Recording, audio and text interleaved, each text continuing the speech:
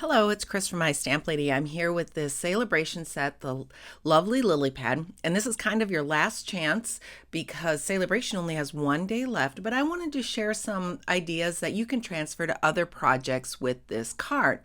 The lovely lily pad stamp set is one that you can get free with a $50 purchase during celebration, and it's also a reversible stamp set.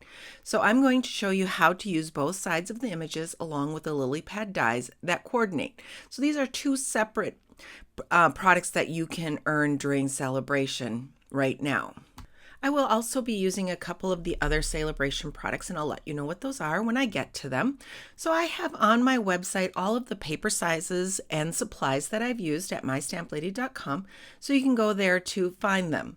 So I'm going to start off with this card, and I have a Highland Heather cardstock background that I've already cut in half, a piece of 8.5 by 11 folded, and I'm going to top it with this piece of Lily Impressions Designer Series paper that has a beautiful watercolored look and coordinates with the lily pad stamp set. So this Lily Impressions paper is an additional product that you can choose with your purchase of $50, and I've cut this paper a little bit narrower than my cardstock base, so that you can see a little bit of the Highland Heather peeking out on both sides. It is, however, the same height as my background, so it's 5.5 inches wide. Okay, I have a piece of Whisper White cardstock that I have cut out. I've used one of the Stitch So Sweetly dies. The scalloped rectangles are definitely my favorite, but I also like the labels that come with this. So I've used the second largest scallop die, run it through my die cutting machine, and cut this piece of Whisper White cardstock that will be my base. I'm going to stamp with the Sending You Thoughts. This is a celebration stamp set. I like the stamp set because it has greetings that you can use for the front of the card and for the inside of your card. They coordinate nicely together. There are a nice variety of sentiments included in this stamp set. So I've pulled in my Stampin' Pierce pad. This is great because the stamp set is a photopolymer stamp set. So the Stampin' Pierce pad will give you a softer surface where you can get a better impression. I am starting with the lovely lipstick, which this is in color that's going to be going away with the end of this annual catalog. So if lovely lipstick is one of your favorite colors, you do want to stock up right now. I have stamped that larger lily. The red inks do tend to stain your photopolymer stamp sets, so you want to be sure to wash that as quickly as possible. For my smaller flower, I'm going to use Flirty Flamingo.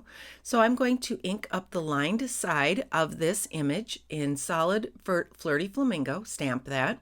Now I'm going to wash off my stamp, and I'm going to turn it over and use the back side. This is a reversible stamp set, so it has a more solid image that's designed to color in that flower. I am going to stamp it off on scrap paper. I don't want it quite as dark as my main or the lined image, and just line it up the best I can over that and stamp it. And so you'll see now that I have a lighter Flirty Flamingo to color in that flower.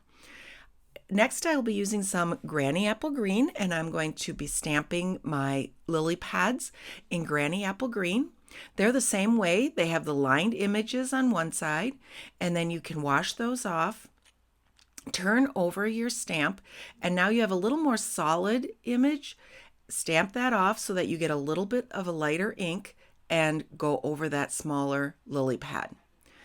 And I'm going to do one more. We're going to do that large lily pad the exact same way. Okay, now that I have all of my images stamped, I'm going to line up the dies from the lily pad dies, the coordinating set, and this is also free but this one is free with a $100 purchase.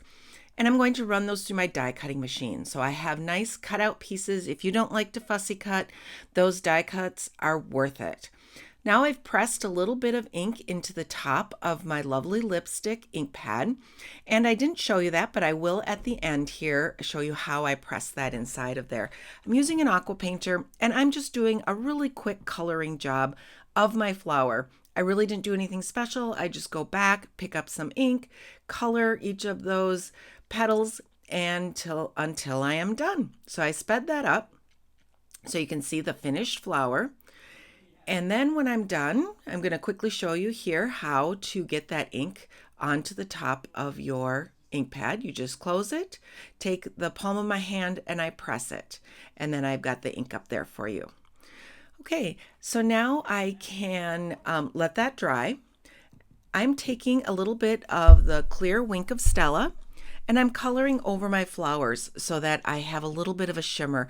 I love the light shimmer that you get from Wink of Stella. It's a really pretty soft shimmer that is hard to pick up with the camera, but it's gorgeous, and in real life it's very pretty. Okay, I'm going to glue the large lily to the larger lily pad.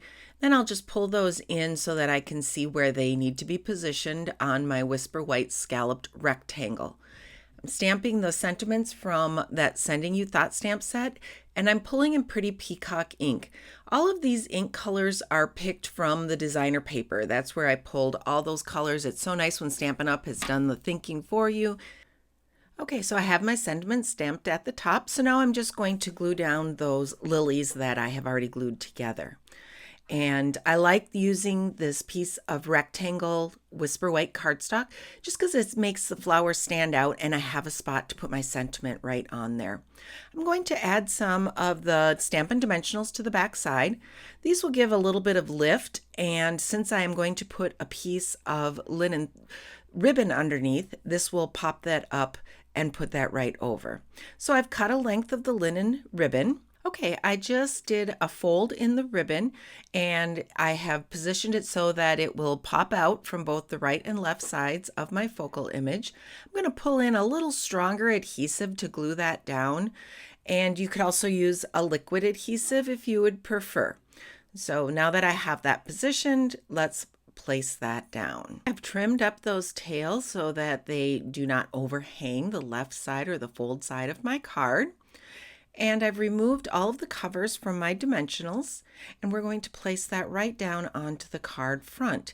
I've decided to add a little bit of bling, so I have the basic rhinestone jewels. Those are just the plain rhinestones, and I'm going to place a few of them around my lilies to add a little bit of interest and to add a bit of sparkle to this card front that is going to help make somebody feel better. I've pulled in a piece of thick copy paper. So this is a heavier piece of copy paper cut to 4 by 5 1/4 inches. With the pretty peacock, I'm going to stamp the corresponding sentiment for that front. So the front of my card is going to say, "If loving thoughts could heal," and the inside is, "You'd be better already." I'm adding my smallest lily to the inside, so I've inked it up in Flirty Flamingo, stamped off that lily, and stamped it just right over my inside sentiment. Done the same thing with the stem. So now I have a really soft Flirty Flamingo and Granny Apple Green lily over my inside sentiment.